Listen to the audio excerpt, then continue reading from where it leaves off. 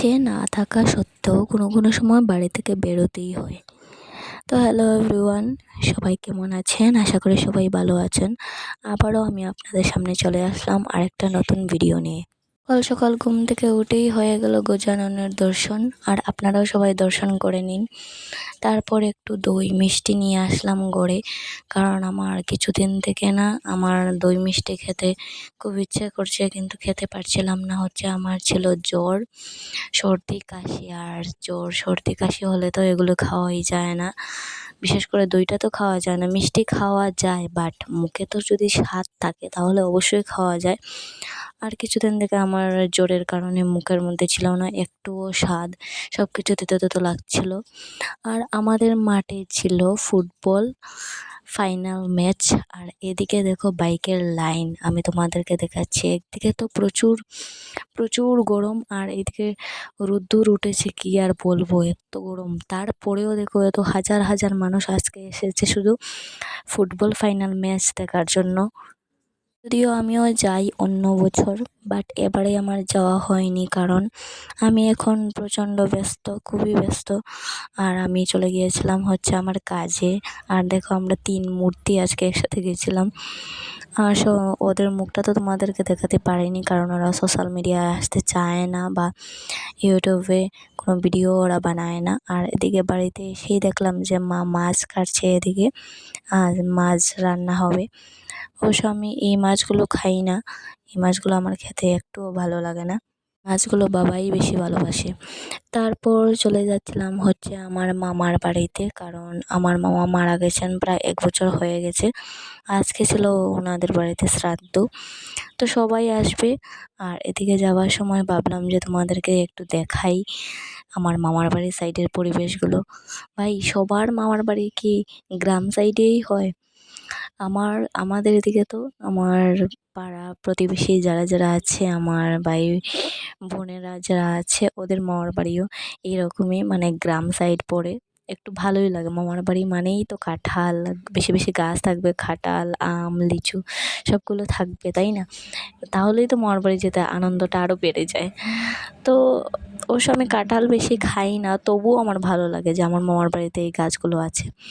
আর এদিকে দেখো আমার মামার বাড়িতে এসে গেছি, আসার পর দেখলাম যে এখানে মাসি, আমার মা ও চা বানাচ্ছে। আর এদিকে যে এই যে আমাদের পাকা বুড়ি একবার ওদিকে যাচ্ছে একবার ওদিকে যাচ্ছে, যেও বসছে না কোথাও শান্তি হয়ে, আর আমাদেরকেও বসতে দিচ্ছে না। আর তারপর চলে আসলাম আমার মামার বাড়ির পুকুরে।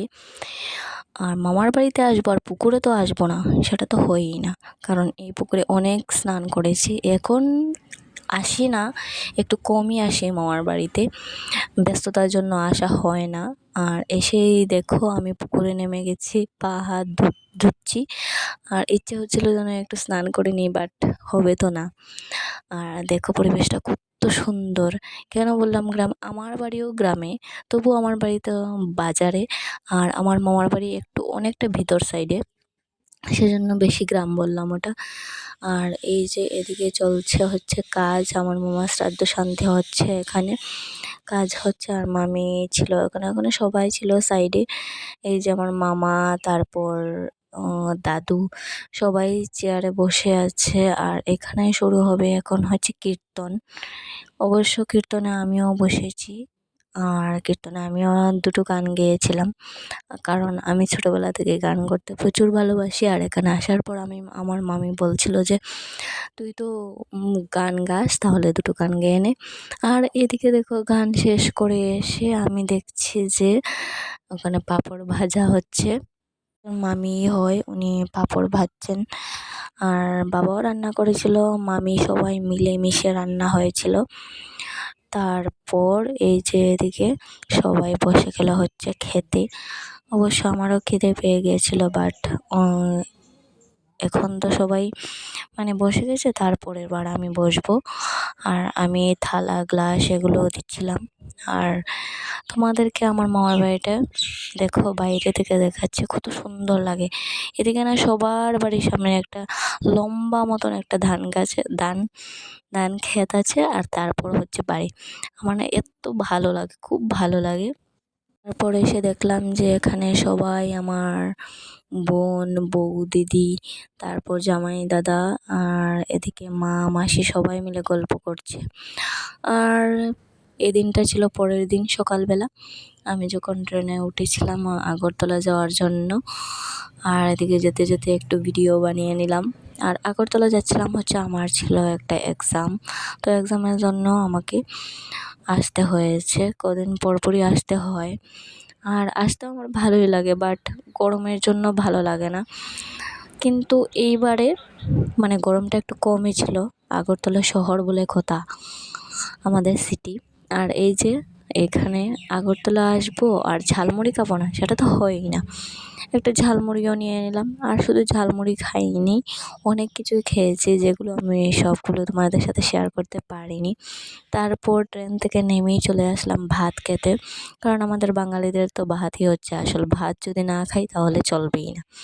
তারপর এখানে আসলে আমি বাইরে যদি আসি কোথাও, তাহলে ডাল আলু ভাজা এগুলো দিয়েই খাই, আর কিছুই খাই না। আমি মাছ খাই না। আর এদিকে দেখো যাওয়ার সময় কত সুন্দর সুন্দর ফুল গাছ দেখলাম। এরপর সন্ধ্যার সময় চলে যাচ্ছিলাম হচ্ছে জগন্নাথ বাড়িতে। আর আমরা জগন্নাথ বাড়িতেই স্টে করব আজকে। আর আমি যখনই আসি জগন্নাথ বাড়িতেই থাকি। আমার জেঠুর বাড়িও আছে আগরতলাতে, বাট জেঠুর বাড়িতে থাকি না, কারণ ওখানে থাকলে একজনের বাড়িতে থাকলে আরেকজন রাগ করবে যে আমাদের বাড়িতে আসলো না।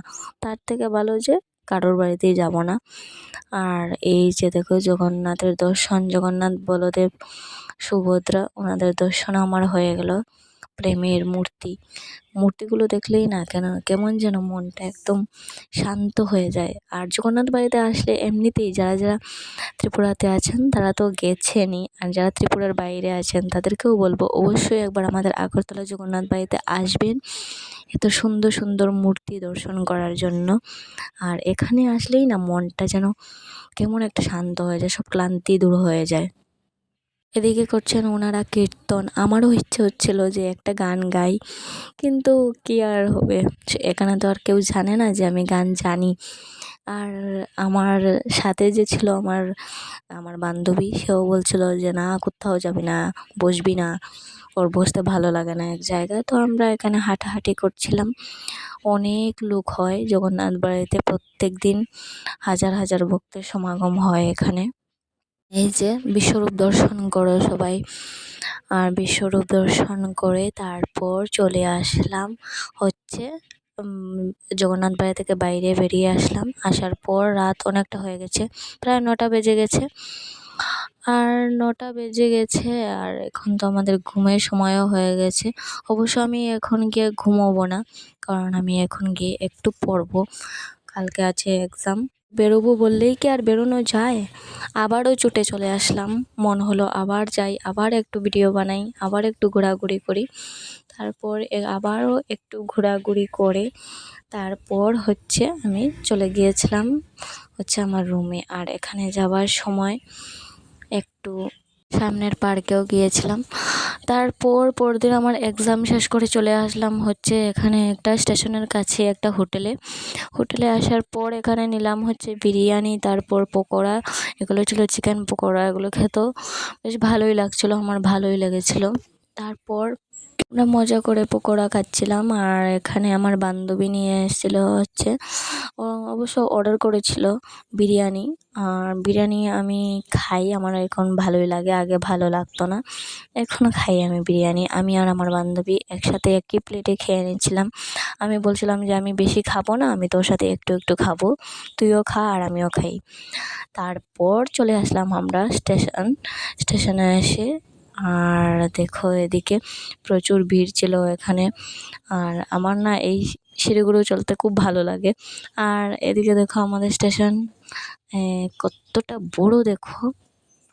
আর ছিল একটু একটু গরম, আমার গরমটা না একদমই সহ্য হয় না এখন, কেন জানি না। তারপর আমরা চলে যাচ্ছিলাম হচ্ছে ট্রেন ধরতে, ট্রেনে উঠেও পড়লাম। আর